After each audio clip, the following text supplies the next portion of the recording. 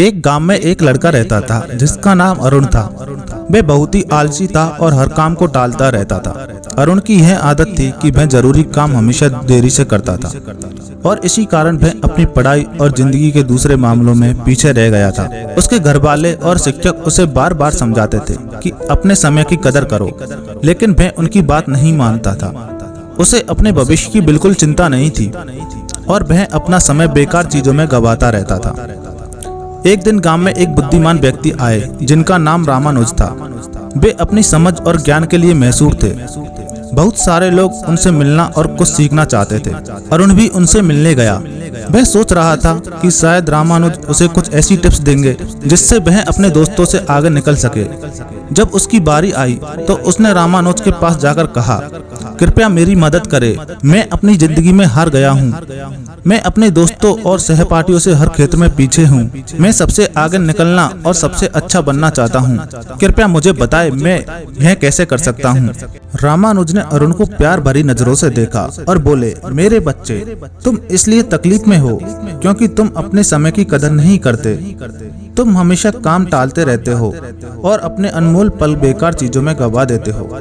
चलो मैं तुम्हें एक कहानी सुनाता हूँ जिससे तुम समय की कदर समझ पाओगे। अरुण ध्यान से सुनने लगा। रामानुज ने कहानी शुरू की। एक बार एक राजा था जिसका नाम शिवराज था। वह बहुत ही दयालु और उदार था। शिवराज को अपनी प्रजा से बहुत प्यार था और वह हमेशा उनकी मदद करता था। एक दिन उसने अपने पुराने दोस्त गोपाल से मुलाकात की जो उसके साथ गुरुकुल में पढ़ता था। गोपाल तंग हाल और गरीब था। उसके पास न नौकरी थी, न पैसा और न ही इज्जत। वह हमेशा अपनी किस्मत को कोसता रहता और अपनी परेशानियों को लिए दूसरों को दोष देता था। राजा शिवराज ने अपने दोस्त को पहचाना और उसके हाल पर अफसोस किया। उसने गोपाल से उसकी जिंदगी और परेशानियों के बारे में पूछा। गोपाल ने उदासी से कहा, हे राजा, मुझे समझ नहीं आता कि क्या सब कहते हैं कि मैं कुछ नहीं कर सकता। जब भी नौकरी के लिए जाता हूँ सब मना कर देते हैं। मेरे दुश्मनों ने सबको बता दिया है कि मैं कभी भी काम समय पर नहीं करता। मैं समझ नहीं पा रहा हूँ कि क्या करूँ। राजा शिवराज ने कहा, चलो एक समझौता करते हैं। सूर्य अस्त होने से पहले तुम मेरे खजाने में जाकर जितना सोना और रत्न ले सकते हो वह सब तुम्हारा होगा। गोपाल बहुत खुश हो गया और राजा का शुक्रिया अदा किया। मैं तेजी से अपने घर गया और अपनी पत्नी राधा को सब कुछ बता दिया। राधा भी बहुत खुश हुई और बोली, जाओ और सोना रत्न ले आओ, अब समय तुम्हारे पक्ष में है। गोपाल बोला, अभी नहीं जा सकता, मुझे भूख लगी है, पहले खाना दो। राधा ने जल्दी से खाना बनाया और उसको परोस दिया। उसने आराम से खाना खाया। सोच रहा था कि उसके पास खजाना लेने के लिए बहुत समय है। खाना खत्म करने के बाद उसे नींद आने लगी और बोला, मैं सो लेता हूँ, खजाना लेने बाद में जाऊंगा। वह अपने बिस्तर पर गया और आंख बंद कर ली। उसने सोचा वह थोड़ी देर सोएगा, लेकिन वह 2 घंटे सोया रहा। जब उसकी आंख खुली तो दोपहर हो चुकी थी।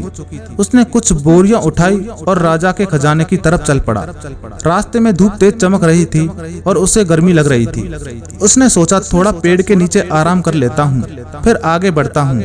वह पेड़ के नीचे बैठा जहाँ हल्की हल्की हवा चल रही थी और मौसम सुहाना था। जैसे ही वह बैठा फिर से सो गया और 4 घंटे और सोया रहा। जब उसकी आंख खुली तो शाम हो चुकी थी और सूर्य अस्त होने वाला था। मैं जल्दी से उठकर दौड़ता हुआ महल की तरफ गया, लेकिन देर हो चुकी थी। सूर्य अस्त हो चुका था और महल के गेट बंद हो चुके थे। गोपाल वही निराश खड़ा रह गया। उसने अपना मौका खो दिया क्योंकि उसने अपने समय की कदर नहीं की थी। रामानुज ने कहानी खत्म की और अरुण की तरफ देखा। अरुण चुप था। उसने अपनी गलती समझ ली थी और उसे अपने ऊपर शर्म आ रही थी।